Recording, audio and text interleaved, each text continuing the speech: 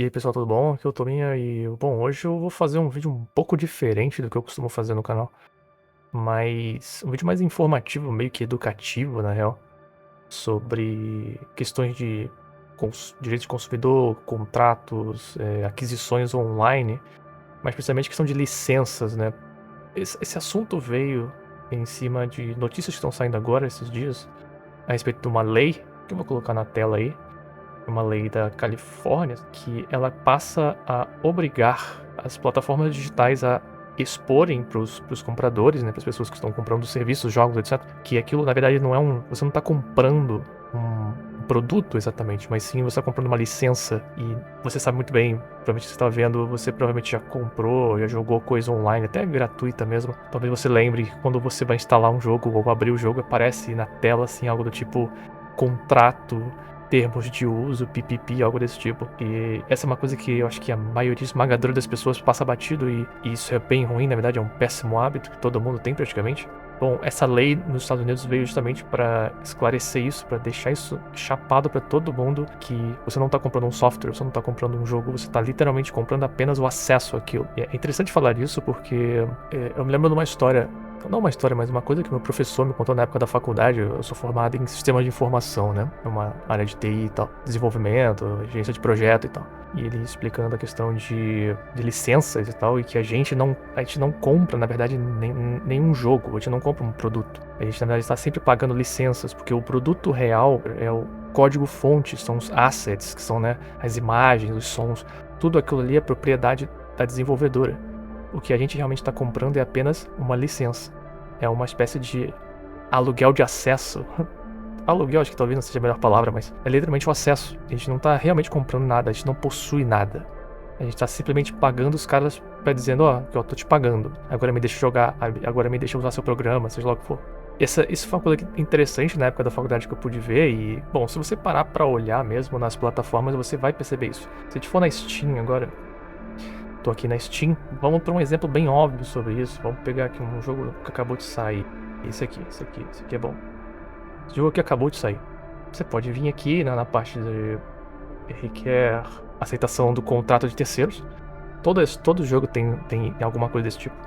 E você clica aqui, vai aparecer na telinha e aparece aqui contrato de licença. Licença, né? Como eu acabei de falar. Você aceita um contrato.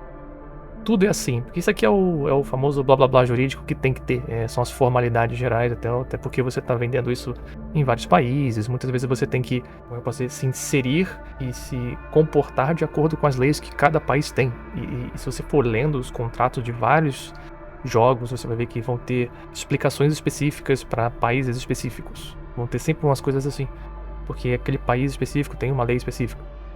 E aqui mesmo, já de cara, felizmente aqui o contrato de licença de usuário tá em português, nem toda desenvolvedora bota em português, mas aqui vem, ó, este software foi licenciado e não vendido, então é bem explícito que você não tá comprando nada, quer dizer, você não tá comprando nada, digamos, concreto, você não compra o jogo, você está pagando uma licença, certo? Isso é bem interessante e você tem que ter isso em mente pro resto da tua vida hoje. Porque hoje a gente vive numa era digital, a gente vive num momento em que tudo é assim agora. Cada vez mais as mídias físicas vão se perdendo, vão se deixando, vão se caindo em desuso, né? Até porque é mais caro fazer mídia física, etc. Digital é mais barato. Por mais que os preços tenham subindo, né? Mas enfim, o preço sobe, o custo reduz das mídias, mas o preço está sempre subindo. Mas também não é só questão de mídia, né? Tem a questão de produção dos jogos, mão de obra ficou mais cara com o tempo, né? Tem todo um aparato de desenvolvimento aí que dá para desenvolver sobre. Leia com calma os contratos, vai lá, tá dizendo, você tá licenciando a coisa, você não tá comprando um jogo. E aqui a própria Steam, né, que provavelmente isso deve ter aparecido na maioria das notícias, a Steam agora tem um dizer ali formal sobre a questão das licenças e tudo mais. Bem simples, bem direto ao ponto, achei isso excelente, na verdade. É uma pena que essa coisa extremamente óbvia só veio depois que virou lei nos Estados Unidos. Porque essa é uma coisa que sinceramente devia existir sempre, né? Porque a gente sabe muito bem que o usuário final não lê nada. A gente só aperta próximo, ok? E é isso, não tem o que fazer. A maioria das pessoas faz isso. E infelizmente às vezes nós, como usuários, como consumidores, podemos estar sendo lesados, né? Um grande exemplo disso, que aconteceu recentemente, o caso do Concorde, né? Aquele jogo que flopou de forma incrivelmente surreal, né? Inesperado, quer dizer, inesperado nem tanto, né? Porque as primeiras informações que foram saindo, muita gente tava vendo aquela receita desastrosa que estava sendo montada ali, mas a questão é que simplesmente a Sony, que é a dona lá do jogo, ela simplesmente deletou os jogos dos consoles. Ela não só tirou da loja, ela mandou deletar. Se você tinha o jogo instalado, ele saiu do seu console. Pra tu ver quão abusivo é essa questão.